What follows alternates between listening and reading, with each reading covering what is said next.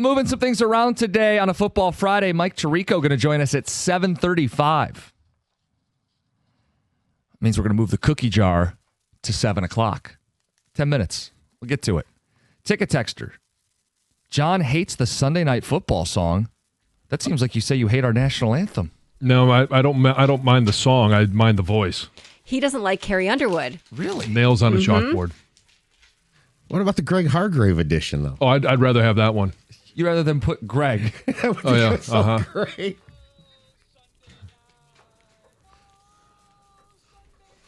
At least that makes me smile. This is why you sing on the air, Heather, because you have those moments and they become legendary. I don't think Versus there'd be I like anything Coke. legendary about my singing. We don't know until we hear it. Yeah, maybe. That's exactly right. At some point, we'll get her. Eventually, you'd think so. She's still workshopping some cookie jar answers. I feel like I may have stumped you this week. You did. I have a long list, and I can't narrow it down, so we'll see. All right, we'll do our best. Lions-Eagles Sunday night. John, I have put together my top 5 most important players for this game. I am very curious. This has been something we've been talking about all week long, and I am curious as to what your top 5 are in this game. Did I get it right? Did I miss somebody? I'm sure I did. It's only 5 players from a game full of stars. Top 5 most important players for this game. Number 5, Derek Barnes. You want to follow the Baltimore blueprint? He was critical in that game. He had a sack. They used him as a spy. The linebacker level. You want to get away playing 3 linebackers in today's NFL? Derek Barnes' versatility lets you be more formidable in the box against Barkley and Hurts, and it'll help you chase down Jalen Hurts. He leads all stand-up linebackers in pressures and sacks. I think Barnes is a critical piece for this football game. Okay.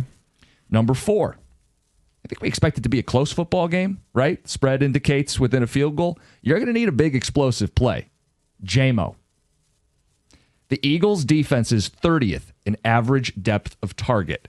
You can get them with a deep shot. 17 yards per catch is the best on the Lions. J-Mo, X factor, swing play on the explosive passing game to flip the game on the road. Number 3, Jalen Hurts. 16 touchdowns to 1 interception. He simply does not make mistakes. He extends drives. It's infuriating if you're playing against him. He finishes drives in the red zone. Everybody thinks about the tush push. He's also the best passer completion percentage in the red zone. High percentage, get the tight end, the dump offs, pick your poison, and he seemingly always makes the right call. So you have to impact him. You have to force turnovers. And if he plays clean, Philly's going to do what they always do. Win. As ugly as it may be, win. Number 2, Jahmyr Gibbs. Fun fact, Jonathan Taylor leads the NFL with 8 explosive runs. Gibbs has 7 on 61 fewer carries. He's your home run hitter, but he's also your between the tackles pace setter. He does everything for this offense. He unlocks everything for this offense. You want to put linebackers in conflict? You want to punish them for a false step on a misdirection or a false step on a swing pass? You want to set up your play action? It's Jahmyr Gibbs. Jahmyr Gibbs is going to get the most touches in this game of any Lion, and Jahmyr Gibbs got to have to punish Philadelphia Eagles defense. And my number 1 most important player for this football game is Jalen Carter. Not just for the revisionist radio that will come if he wrecks this game, but because he has the ability to wreck this game. He's top 10 in pressures from the interior in all of football. Only 1 sack, so I'm sure in Philly they're doing an Aiden Hutchinson routine. How important are pressures? This is a week where he's facing a leaky middle of the Lions offense. If you get to Goff, you'll force turnovers. If Goff's forcing up turnovers on the road, the Lions are losing this football game. I think Jalen Carter is the, bar none, most important player for this football game. How'd I do? So I don't necessarily disagree with how important all of these players are. And, you know, Derek Barnes, yeah, that was a major key to keeping Lamar Jackson in check. I missed somebody, didn't I? You did, and I don't know how you go into a game like this, especially with how much you hate him, and maybe that's why.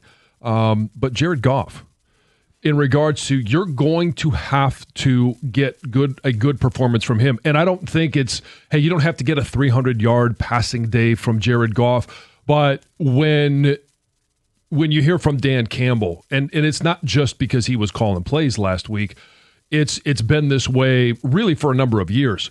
Getting to the line of scrimmage and putting this team in the best play possible. I think one of the things that gets underrated about Jared Goff, and we always talk about is, tiny hands in cold weather and, playing outside and, his propensity in big games to have some turnovers.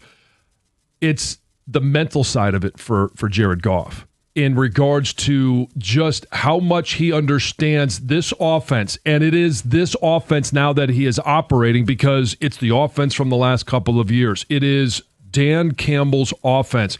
Dan even said it. Hey, there's times where he had my back in that game last week against Washington. Now, how much of that was just conversation? How much of it did he actually have to have his back because you're playing against a poor defense?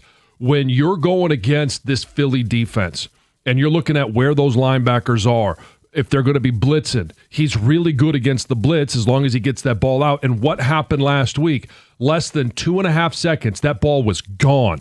Quickest release from snap to delivering the ball that the NFL has seen this year. That's where Jared Goff is going to excel on Sunday night. You're on the road, call breaks down, different play caller, right? He has to be the guy who doesn't get rattled. He has to be the calming influence on this offense. He has been. He has to be. It's a good note. Tom, did I miss anybody? I'm going to go just non-player. Dave Phipp. The special teams has got the return has got to be cleaned up because the Eagles offense is struggling right now. Don't give them short field. Don't give them easy points. And I don't want to see Jake Bates in the tackle column. Right. Yeah. Or Jack Fox. Right.